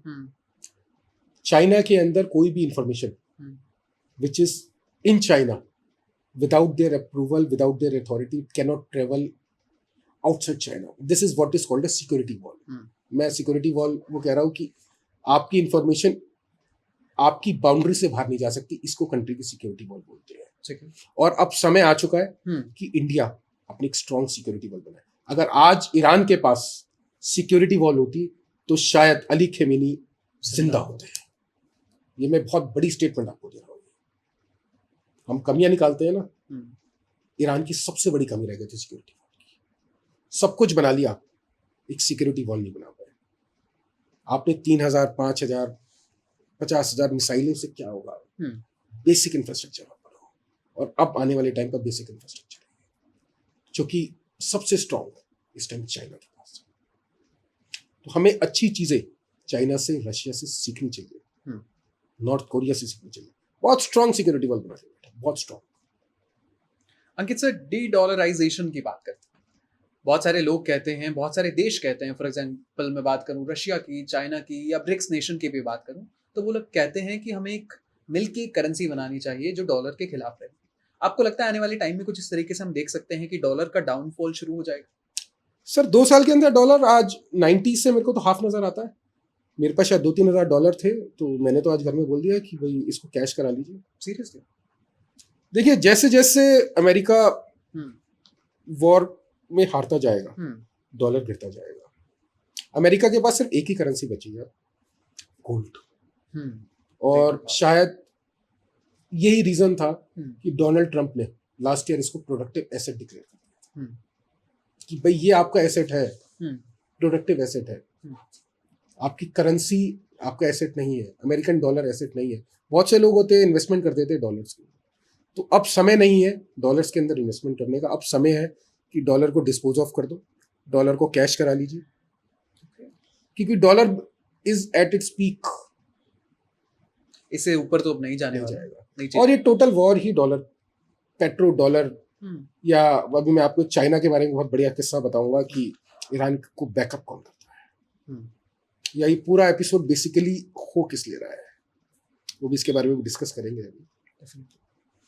अगर बात करें स्ट्रेट ऑफ हॉर्मुज की, तो मुझे ऐसा लगता है कि शायद यूएसए को नहीं पता था कि ये वॉर इस तरीके से चली जाएगी।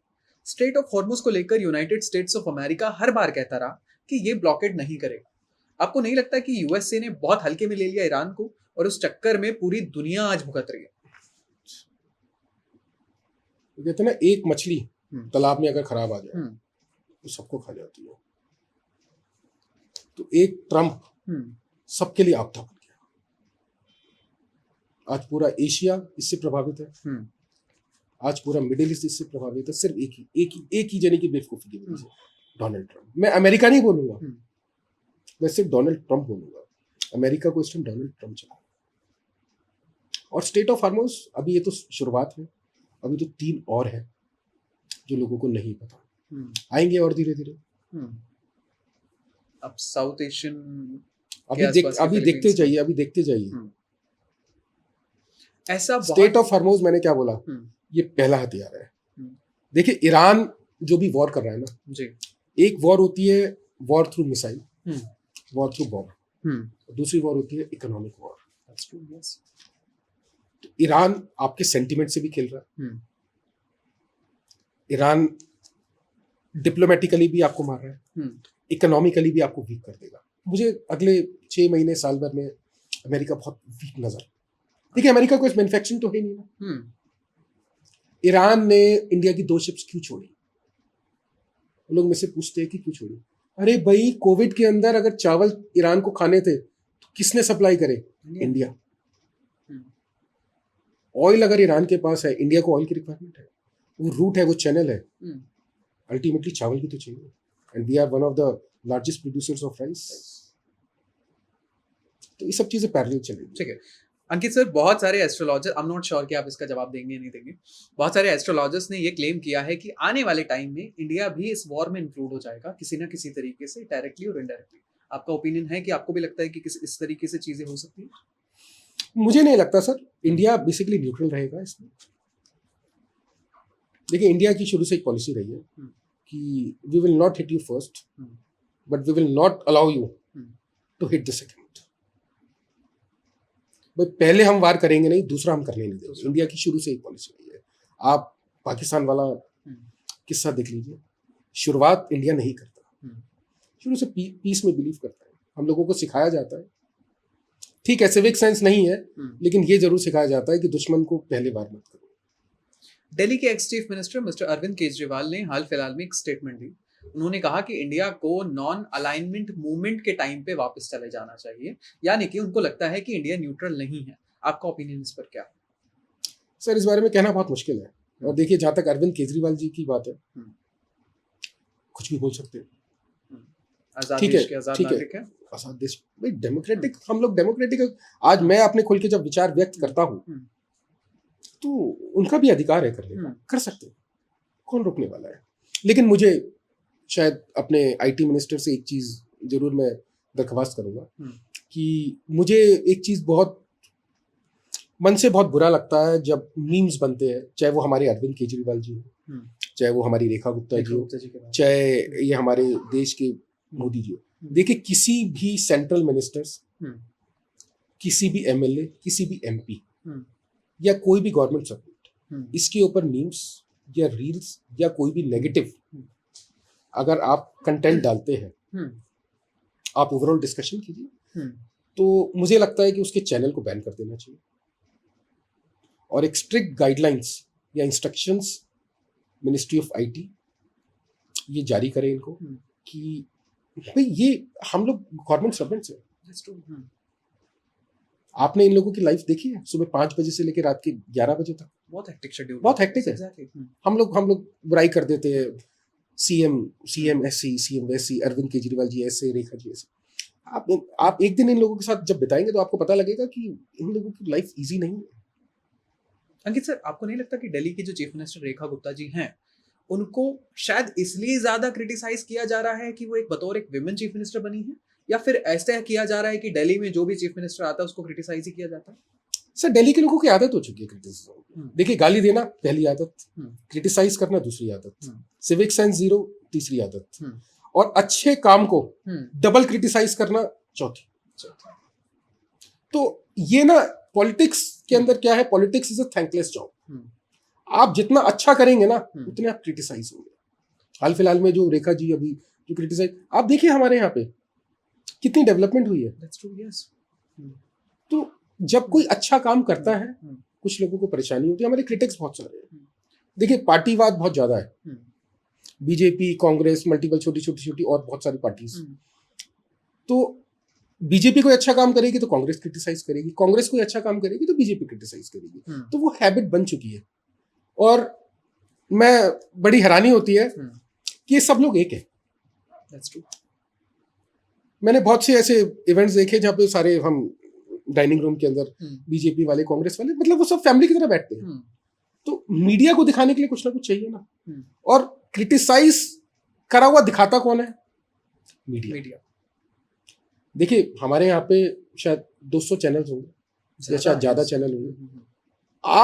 आपको कुछ तो चाहिए दिखाने के लिए मीडिया में, तो आप दिखाई देते हैं भाई उसने इसको क्रिटिसाइज किया, उसके ऊपर कुछ स्टेटमेंट्स डाल देंगे। XYZ ने इसको क्रिटिसाइज किया। फिर अब एक और बड़ा नेटवर्क आ गया, ये यूट्यूब। हर आदमी आज की तारीख में कंटेंट क्रिएटर बन चुका है।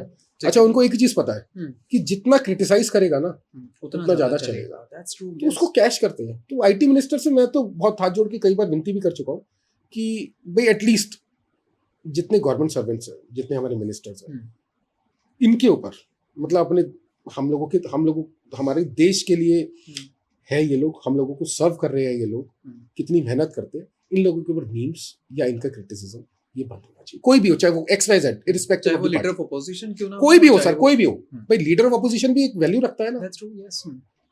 बट सर सबके पॉलिटिकल बेनिफिट्स होते हैं, तो आई डोंट थिंक ये कभी हो पाएगा। बहुत सारे कार्टूनिस्ट भी बैन हुए कुछ पुरानी सरकारों में, लेकिन उसके बाद क्या हुआ? उसके बाद वही कि हमें आर्टिकल 19 की याद आ जाती है, हमें फ्रीडम ऑफ स्पीच की याद आ जाती है।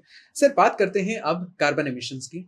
दुनिया ने इतना धुआं तो देख लिया है कि हर जगह धुआं धुआं हो चुका है, लेकिन इस चक्कर में क्लाइमेट चेंज के बारे में डिस्कशन अब जीरो हो चुका है। आपको क्या लगता है कि इंडिया कभी बात कर पाएगा एनवायरमेंट क्या होता है, क्लाइमेट चेंज क्या होता है? सर इंडिया कैसे बात कर सकता है? हम लोगों को सिखाया जाता है बात करना। Never. इन लोगों को कार्बन एमिशन का मतलब पता है? इनके लिए कार्बन पता है क्या है? जो एक पन्ने के नीचे कार्बन नहीं बिछाया जाता, जो फोटोकॉपियों के पेपर निकल, इन लोगों के लिए कार्बन वो है। सरकार को कार्बन सिखाना चाहिए नर्सरी से, कार्बन फुटप्रिंट्स के बारे में, कार्बन एमिशंस के बारे में, नेट जीरो के बारे में।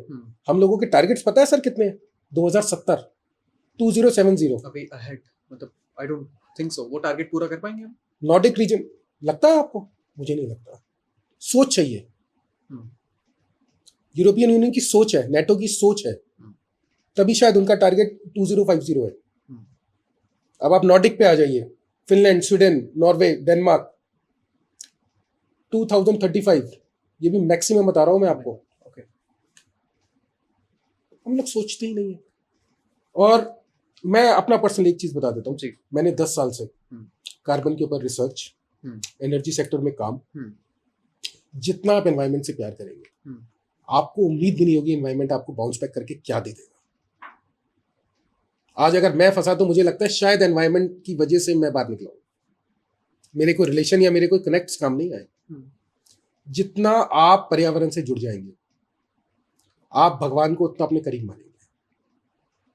जो भी आदमी एनवायरमेंट के लिए काम करता है उसको कभी तरक्की की दिक्कत नहीं होती। मैं लोगों को एक चीज कहता हूं, अगर आपको ये आउट ऑफ द वे, ये इसको एस्ट्रोलॉजी से मत जोड़ना, अगर आपको सक्सेस चाहिए, आप अपने आसपास का वातावरण उसको साफ रखिए।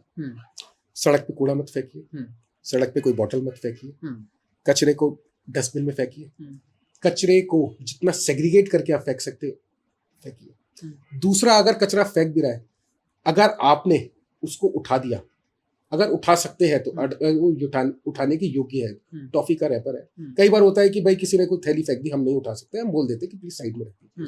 कोई टॉफी का रैपर है, उसको फेंक दिया, मैंने उठा के उसको डस्टबिन में डाल दिया। तो जब ये चीजें, आप जो पॉजिटिविटी, आप जितना पॉजिटिव होंगे ना एनवायरमेंट के लिए, आपको उम्मीद भी नहीं होगी कि आपको किस लेवल की सक्सेस मिल जाएगी। ठीक है। और एमिशंस की जब मैं बात करता हूँ, इजराइल गाजा वॉर थी, 33 million tons of carbon dioxide, 3 million. और इसके साथ देखिए carbon dioxide, methane, different types of gases, शायद more than 56 types of dangerous gases was released. शायद वो एक रीजन था कि नेटो बहुत एक्टिव है। नेटो क्या बोलता है कि अगर आप, उसकी कंप्लाइंस बहुत स्ट्रांग है नेटो, वो कहता है भाई ग्लोबल वार्मिंग या जो एमिशन है इसका न्यूट्रलाइज कीजिए। आज मैं आपको एक बहुत कड़वा एक सत्य बताता हूं। हमारे यहाँ जब इंसान मर जाता है, क्रिमेशन होता है,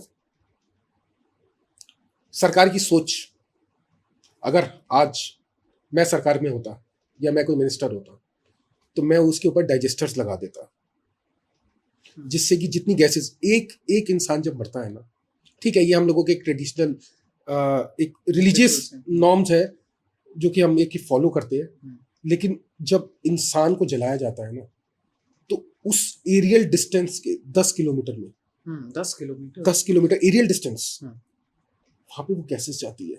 सब चलता है, गैसेस ऊपर जा रही है ना, कितनी गैसेस वो निकलती है। अगर हम लोग हर क्रीमेशन ग्राउंड के ऊपर एक डाइजेस्टर लगा दे, जो कि उस ये जितनी भी ये गैसेस है डेंजरस गैसेस जो होती है, कार्बन डाइऑक्साइड, मीथेन, नाइट्रोजन, तमाम दुनिया भर की जो गैसेस होती है, इसको स्टोर करके, न्यूट्रलाइज करके in the form of oxygen release करें।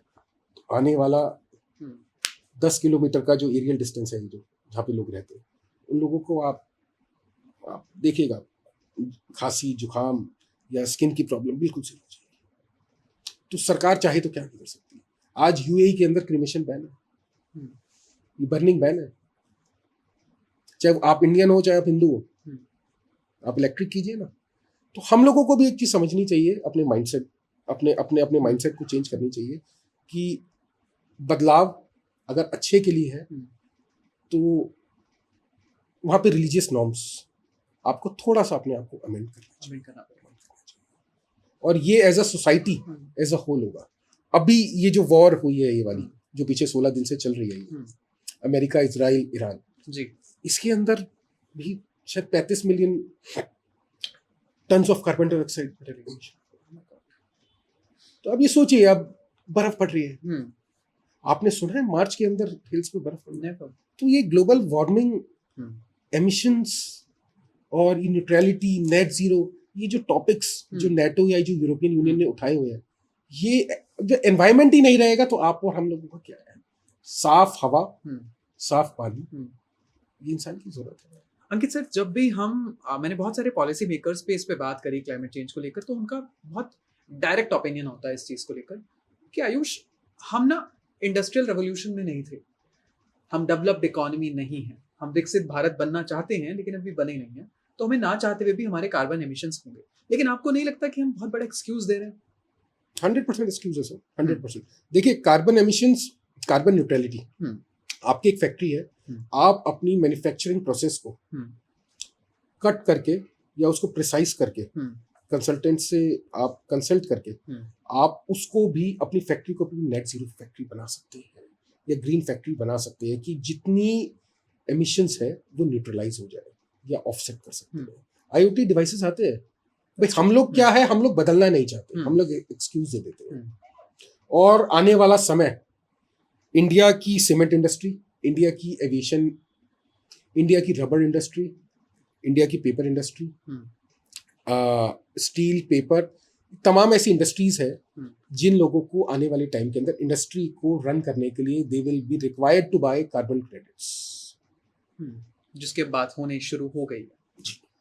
तो अभी हम लोगों के पास, देखिए, दुर्भाग्यपूर्ण हमारे पास इंडिया का कार्बन एक्सचेंज ही नहीं है। आज यूएई ने, अबू धाबी ने NRC बना दिया, नेशनल कार्बन रजिस्ट्री। हम लोगों के पास, हमारे पास नॉर्म्स ही क्लियर नहीं। तो पॉलिटिक्स के अंदर एजुकेटेड लोग, बहुत से एजुकेटेड लोग तो हम देखते हैं टीवी पे आते हैं, हम लोगों के पीयूष गोयल जी है, हाईली एजुकेटेड, कई बार मिलना होगा, जयशंकर जी, मिनिस्टर ऑफ एक्सटर्नल, बहुत हाई लेवल की। Exactly, yes. तो ऐसा नहीं है, लेकिन और लोग चाहिए। अब समय आ चुका है कि ब्यूरोक्रेसी को चेंज करना। देखिए, मिनिस्टर्स चेंज हो जाते हैं, ब्यूरोक्रेट्स वही रहते हैं। तो समय, अगर इंडिया को, ये सब बेकार की चीज है कि हम शुरू से डेवलपिंग रहे हैं, हम और अब टुवर्ड्स सुपर पावर है, और उसमें बीच में खलबली कौन डालता है? ब्यूरोक्रेट्स। क्योंकि एक्चुअली पॉलिसी मेकर्स वो, उनको इम्प्लीमेंटेशन फेज हम कह सकते हैं। एग्जैक्टली। अंकित सर, ऐसा कहते हैं कि हम हर चीज में वेस्ट को कॉपी करता है। प्रेसिडेंट डोनाल्ड ट्रंप जब प्रेसिडेंट नहीं थे तो उनके इलेक्शन मैनिफेस्टो में ये था कि मैं पहले दिन आते ही पेरिस एग्रीमेंट को साइन करके डिसकंटिन्यू कर दूंगा। अगर यूनाइटेड स्टेट्स ऑफ अमेरिका, जो इतना आगे आ चुका है देश, वो अगर ऐसा कहता है एनवायरमेंट को लेकर, तो हम तो फिर कुछ भी नहीं कर सकते ना सर। अब वो खुद नहीं एफर्ट्स लगा रहे हैं, हम क्या कर सकते हैं? देखिए, ये तो समय है, समय बताएगा। हो सकता है कि आने वाले जो एग्रीमेंट्स है या डिक्टेटर्स जो हो, वो हमारा इंडिया हो सकता है कि, आप देखिएगा जैसे जैसे डॉलर पीछे आएगा ना भाई, अब वो सांप सीढ़ी खेलिए ना, तो सांप जब 90 पे पहुंच जाता है ना, तो वो सीधा कई बार हिट करके, वो जब सांप काट लेता है उसको, तो वो सीधा 40 पे आ जाता है। अमेरिका खान को दिख रहा है। अंकित सर, अगर आपसे एक प्रेडिक्शन लेनी हो इस वॉर में, जो भी कंटिन्यू अभी चीजें चल रही हैं, अगर आप एक प्रेडिक्शन देना चाहें 2026 में, कि आने वाले टाइम में हम क्या क्या चीजें देख सकते हैं, बीट इन्फ्लेशन की बात करें या इंडिया की किसी देश के साथ लड़ाई की बात करें, या फॉर दैट मैटर अपने हिसाब से आपको क्या प्रेडिक्शंस दे पा रहे हैं? देखिए, वॉर लंबी चलेगी, you have to be prepared for all the inflations. और लोगों से मेरी दरख्वास्त यही है कि कोई भी नए बिजनेस में हाथ मत डालिए, अपने एग्जिस्टिंग बिजनेस को संभालिए। और carbon credits, carbon trading, carbon registry, ये अपने आप में आने वाले टाइम का एक फ्यूचर है। तो जो लोग B2B, B2C या जो स्टार्टअप्स की जो बात करते हैं कि हम लोग AI बना देंगे, देखिए 2 चीज़ें चलेगी, कार्बन एक्सचेंज और अगर आप नेशनल सिक्योरिटी, डिफेंस के लिए आप कुछ कर सकते हो, तो ये चीज़ मुझे लगता है कि बहुत आप नंबर 1 पे जा सकते हो। और वैसे भी कार्बन ट्रेडिंग, कार्बन एमिशंस, ये जो हम बात करते हैं, ये आने वाले टाइम का $multi-billion बिजनेस बनने वाला है। अंकित सर, अगर इन्वेस्टमेंट की बात करें तो आपको लगता है कि गोल्ड और सिल्वर में हमें फिर से इन्वेस्ट करना चाहिए या फिर जिस तरीके से कंडीशन है नहीं? सर देखिए, मेटल के अंदर, देखिए सिल्वर के अंदर मैं आपको बताता हूँ कि हाल फिलहाल के अंदर जो हम लोगों की एक स्पेशलाइज्ड बैटरी जो बनती है, ओके, उसके अंदर सिल्वर अब इंडस्ट्रियल यूज के अंदर चालू हो गया है ना। तो बेस्ट इन्वेस्टमेंट्स अगर मैं आपको बोलूंगा, प्रॉपर्टी को छोड़ दीजिए आप, पूरे वर्ल्ड वाइड डिस्टर्बेंसेस चल रही है, जो लोग मिडिल ईस्ट में प्रॉपर्टी बाय करते हैं, मेरे हिसाब से अभी चीजें ना सैचुरेशन पे आ चुकी है। You have to wait and watch. मैं ऐसा नहीं कहता कि मत करिए आप। आई थिंक अगर आपके पास 100 रुपए है तो go for the partial investment, 50 rupees in silver and 50 rupees in gold. अगर आप इतिहास भी उठाते हैं गोल्ड एंड सिल्वर का, तो गोल्ड और सिल्वर हमेशा बढ़ी है, कभी गिरी नहीं है। आप 1920 से आप उठा लीजिए, इसका इतिहास उठा लीजिए, तो ये एक स्टेबल इन्वेस्टमेंट है। और अब डिस्टर्बेंसेस के अंदर इससे बड़ी जो चीज है, देखिए करेंसीज डीवैल्यू हो जाती है। मैं कहता हूँ आपके पास डॉलर्स है, कल को 90 रुपए का डॉलर 40 रुपए हो गया तो आप कुछ नहीं कर सकते। ये हाफ नहीं हो सकता, ये इधर स्टेबल और double. So this is the best investment. और जो भी कीजिएगा वो 1 नंबर में कीजिएगा। Don't go for cash. जो भी कीजिएगा 100% रिकॉर्ड रख के कीजिएगा। कि बहुत से लोग मेरे से पूछते हैं कि भाई मेरे पास, मैं कैश में खरीद लूँ, बिल्कुल भी नहीं। आप उसको शो कीजिए, तभी उसकी एप्रिसिएशन आपको मिलेगी, अदरवाइज उसकी एप्रिसिएशन का कोई यूज नहीं है। अंकित सर, 1-2 क्वेश्चन मेरे और रहते हैं। इंडिया का न्यूट्रल स्टैंड है, हमें पता है, लेकिन अगर मैं आपसे आपका पर्सनल ओपिनियन जानूं, अनफिल्टर्ड ओपिनियन, तो आप किसकी तरफ? 100% ईरान की तरफ, एटलीस्ट अमेरिका की तरफ नहीं।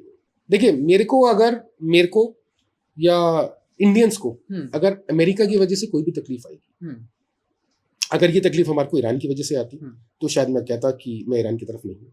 लेकिन ये तकलीफ जो हम इंडियंस अभी झेल रहे हैं, whether it's a crisis या शॉर्टेज जो टेम्परेरी है बहुत ऑफ LPG या गैसेस, या जो अभी जो इन्फ्लेशन होगी, या जो बिजनेसेस पे इम्पैक्ट जो पड़ रहे हैं, जो स्मॉल बिजनेसेस है या जो एक्सपोर्टर्स है, तो ये जो सब इम्पैक्ट जो पड़ रहे हैं, it is all because of America. तो जो भी आदमी हम लोगों के रास्ते में रोड़ा बनेगा, वो हमारे लिए तकलीफदायक है, चाहे वो अमेरिका हो, चाहे वो अमेरिका का बाप। अंकित सर, इस पॉडकास्ट को देखने के बाद बहुत सारे लोग आपसे कनेक्ट करना चाहेंगे। Could you please just tell them front of the camera कि किस तरीके से आपसे कनेक्ट कर सकते हैं? सर नीचे नंबर है, और एनी टाइम मोस्ट वेलकम।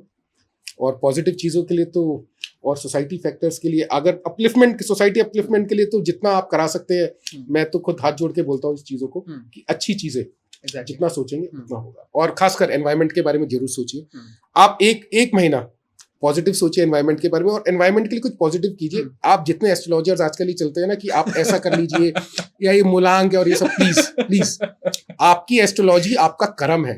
अगर अच्छे कर्म आप करेंगे ना, तो भगवान आपके साथ अच्छा ही करेगा। एग्जैक्टली। तो कर्म प्रधान रहिए, एस्ट्रोलॉजर प्रधान मत रहिए। बहुत बहुत धन्यवाद।